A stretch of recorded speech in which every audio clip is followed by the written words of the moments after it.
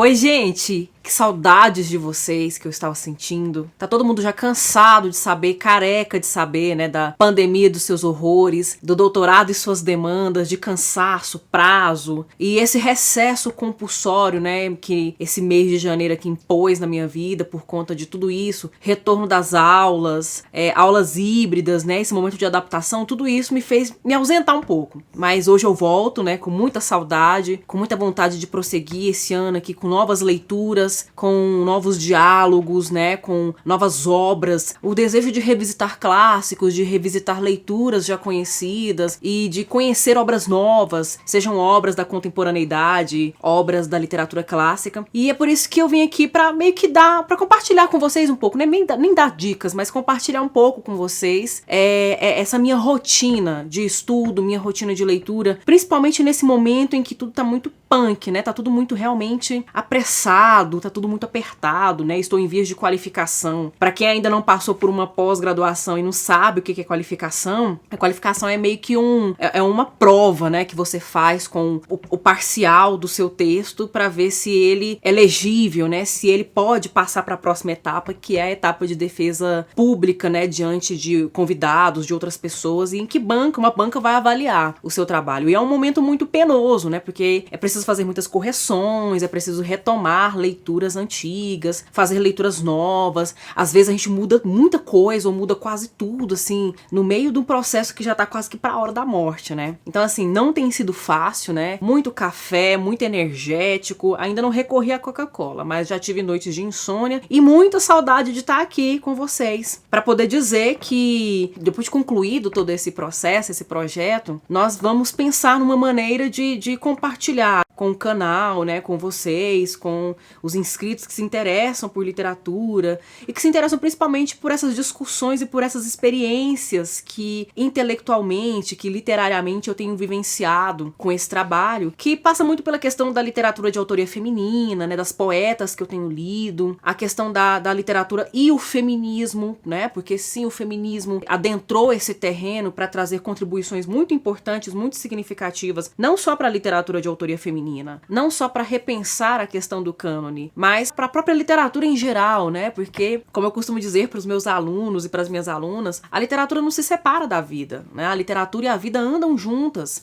A pessoa que é autora, que é autor de literatura, de poesia, né? De romance, de conto, é uma pessoa que tem uma vida, que tá no mundo, que tá na sociedade, que tá no tempo dela. Então, não tem como essas coisas serem simplesmente filtradas, retiradas. E por mais que se faça isso, né? Por mais que se busque uma neutralidade, não adianta. Não acreditem nessa coisa de que o artista não pode se expressar, não pode colocar a opinião dele, não pode colocar o posicionamento dele dentro da obra que ele produz, ou que a leitura de uma obra tem que ser neutra, né? Não tem que ser imparcial. Não acreditem nisso, né? Essas defesas, essas afirmações de que existe imparcialidade, de que existe neutralidade na produção e na recepção de uma obra de arte, de uma obra literária, são mentirosas, são falsas, né? São enganosas, porque a própria neutralidade já está colocada num lugar de não resistência, de não luta, né? Não precisa se esforçar, a neutralidade não precisa se esforçar muito para encontrar o seu espaço. Então, sim, muita parte do que eu faço aqui, de leitura que eu faço,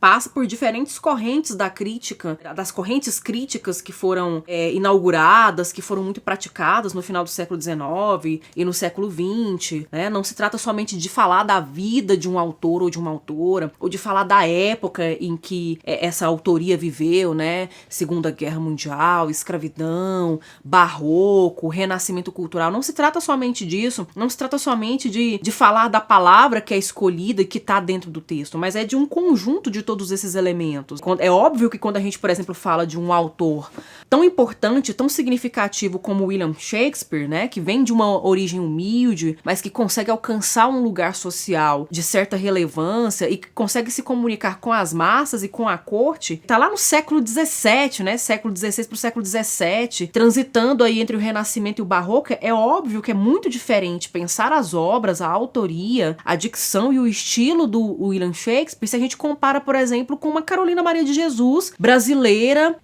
no século XX, uma mulher que viveu na favela, uma mulher que tinha dia que não tinha sequer o que comer e que simplesmente foi encontrada, né? A obra dela foi encontrada e reunida, foi autenticada por um jornalista, né? Então, são percursos diferentes. E quando eu falo isso, quando eu não estou comparando Shakespeare com Carolina, estou apenas dizendo que contexto, que condição, que circunstâncias que envolvem raça, gênero, classe, época, continente, relação com a história da colonização, dos descobrimentos, tudo isso também perpassa a obra literária. Inclusive, no meio desse percurso, dessa história toda, né, de leituras e mais leituras, de coisa que eu vou aproveitar para a tese, de coisa que eu vou levar para a vida, que não vai necessariamente aparecer na tese, eu me deparei com uma obra muito importante que eu quero compartilhar com vocês. Escritoras Brasileiras do Século XIX, volume 3. Olha só esse livro, gente. Olha o tamanho disso aqui.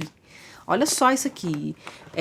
Eu conheço alguns trechos, alguns nomes que aparecem aqui, mas eu estou realmente ansiosa para poder desbravar, né, enfrentar com mais detalhe, né, com mais tempo essa obra, que é muito impressionante, porque aqui no Brasil, né, todos nós que passamos pela escolarização, pela formação básica escolar, ensino fundamental, ensino médio, quando a gente puxa pela memória lembranças de autoras que são estudadas nos livros didáticos, a gente lembra de muito poucas autoras, né? No máximo aparece assim, Clarice Lispector, Raquel de Queiroz, Cecília Meirelles, Lígia Fagundes Telles, Henriqueta Lisboa, e alguns nomes vão ficando pra trás, né? Ou fazem apenas uma notinha muito pequenininha, né? Só uma notinha no canto da página, falando de determinada autora e citando alguma obra importante, ou sequer aparece. E aí, de repente, se deparar com uma obra dessa, né? Escritoras Brasileiras do século XIX, volume 3, quer dizer, tem o volume 1 e tem o volume 2. Desse tamanho, aí já dá um pouco mais de fôlego, né? Tem que respirar fundo e tem que se organizar para dar conta de passar pelos nomes que aqui estão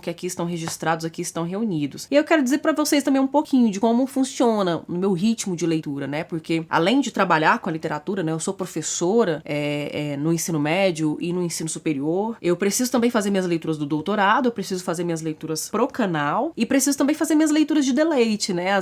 Porque eu não sou de ferro, né, gente? Eu não vou fazer só trabalho o tempo todo, né? Tem coisa que eu tenho que ler que é também por paixão e por gosto. Então, no meio de todo esse turbilhão e talvez o vento mais forte que esteja soprando agora na minha cabeça é justamente o tema da tese, e não é por acaso que esse livro aparece aqui, porque para quem ainda não sabe, né, para quem ainda não entendeu ou não ouviu em algum outro vídeo em que eu fale disso, porque eu tenho falado disso com muita frequência, falo disso inclusive no Instagram também, tenho feito postagens, posto os stories principalmente, né. O meu objeto de pesquisa no doutorado é a autoria feminina na poesia brasileira. E aí há esse desejo, né, de fazer um percurso, de conseguir encontrar, ou pelo menos pra mim, né, enumerar o maior número possível de autoras, no sentido mesmo de dar um pouco mais de visibilidade para autoras que ficaram esquecidas durante muito tempo. Então, no meio de todo esse turbilhão, são muitas leituras a serem feitas, né? E como é que eu faço para me organizar no meio disso? Porque tem deslocamento, eu tenho que sair de casa para ir trabalhar, tenho que sair de casa para ir ao médico, né, e fazer compras e organizar a casa, porque também não dá para trabalhar no meio de um caos, né? Enfim. E o dia só tem 24 horas. Então, normalmente, o que eu faço? Primeiro que eu gosto muito de um método, que é um método que, inclusive, amigas e amigos meus, que também são pesquisadoras, professores, gostam de utilizar, que é o método Pomodoro, né? Em que a gente contabiliza 40, 50 minutos de estudo, de leitura, e aí depois que finda, né? Que acabam esses 50 minutos, esses 40 minutos, eu tô utilizando 50 minutos. É o tempo de uma aula no ensino médio. É uma hora aula. Eu uso 50 minutos, depende do que eu tô fazendo, né? Escrevendo ou lendo, 50 minutos. Quando dá esses 50 minutos, eu coloco o relógio mesmo pra cronometrar, pra parar, pra bater o alarme. Desligo completamente o celular, viu, gente? Ou deixo longe, deixo lá no quarto, ou põe no modo avião, porque realmente isso aqui é danado pra distrair a gente. Não é só o sono que o celular atrapalha, né? Ah, eu estou com muito sono, vou deitar. E aí você começa a abrir o celular, você vai olhando, quando você vê já é 3 horas da manhã, você tá pingando de sono, mas você tá interessado em ver redes sociais, Facebook, YouTube, Instagram, Twitter, etc. Ainda mais com os babados que a gente tá tendo agora, né? Que no meio de uma crise sanitária, de uma crise econômica, de uma crise política, a gente tem agora o BBB 21 que tá dando o que falar aí. Todo dia tem pelo menos 7 postagens e eu não sigo páginas que falam de BBB, mas eu sempre trombo com alguma postagem que vai falar sobre esse assunto. Então é muito fácil a gente se dispersar nesse mundo mundo cheio de informação. Então é preciso a gente afastar as distrações. E é esses 50 minutos de leitura ininterrupta, lendo sem parar. Quando bate 50 minutos, aí eu tiro uns 15, 20 minutos para descansar. E aí o que eu faço? Vou ao banheiro, bebo água, dou uma volta no quintal. Ou se de repente, às vezes também eu tenho ido a algumas bibliotecas que estão agendando horários para não aglomerar pessoas, agendando horários para as pessoas irem para lá estudar. Porque às vezes em casa a gente dispersa muito, né? Com essa coisa da cama, do bicho, do sofá, da televisão. Aí a gente fala, não, daqui a pouco eu vou lá na geladeira comer um doce e de repente, quando é fé, você tá ali parado na frente da televisão vendo uma bobagem qualquer. Aí quando estou numa livraria ou numa biblioteca que tá autorizando, que tá fazendo agendamento, né, de entrada de público, aí eu vou dar uma sapeada no meio das prateleiras, né, nas estantes, olhar os livros, ver assim qual que é o meu desejo futuro, né, já planejar minha lista de desejos pro futuro, quando acabar todo esse turbilhão, essa correria, que é essa urgência de entregar textos e objetos no prazo, né, de cumprir os prazos, de cumprir os objetivos que urgem, que gritam para serem alcançados. Então esse é o método que eu costumo utilizar, mas não é só esse método que me ajuda, não. Às vezes, dependendo do dia, se uma leitura foi muito barra pesada mesmo, sabe, a leitura difícil, eu consegui concluir, e aquele sono que vinha, né, porque tem gente que é assim, né, tem texto que é assim também. A gente senta pra ler, a gente tava ótimo, mas aí vem um sono danado, e aí a gente precisa concluir. Às vezes eu me dou um presente, sabe, me recompenso, né, essa coisa de reforçar, como um chocolate que gosto,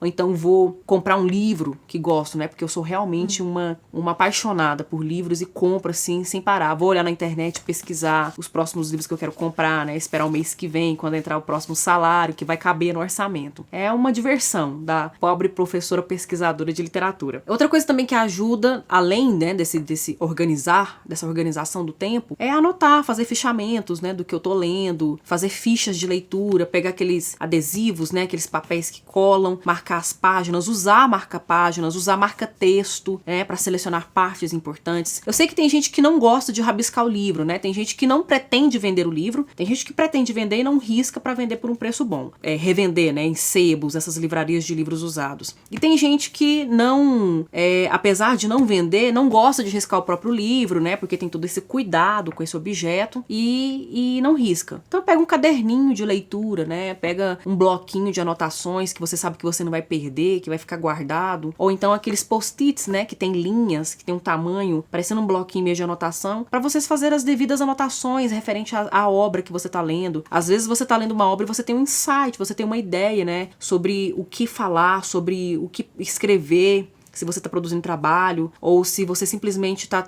tendo uma vivência afetiva com a obra, você anota essa experiência, você grava essa experiência para depois você revisitá-la, né? Porque a literatura é isso também, né? É uma experiência ligada com as nossas emoções, com a nossa educação sentimental, né? Vai muito para esse lugar também. Outra coisa também outra postura que eu adoto na minha rotina de leitura e de estudos é que quando eu vou ler, por exemplo, contos, romances, eu não gosto muito de ler aqueles prefácios ou então ler críticas dessas obras, né, antes de enfrentar a obra, porque muitas vezes contamina a minha experiência, né, atrapalha a minha experiência, porque às vezes eu crio uma expectativa de leitura e aí de repente eu vou para a obra e aí essa expectativa é outra, né, ela acaba se frustrando, às vezes eu gosto mais, eu gosto menos da obra e isso pode comprometer a minha relação com o texto. Outra coisa que eu considero também nessa rotina de leitura e com esse volume de livros malucos para ler, é separar uma quantidade de páginas ou de capítulos a serem lidos, né?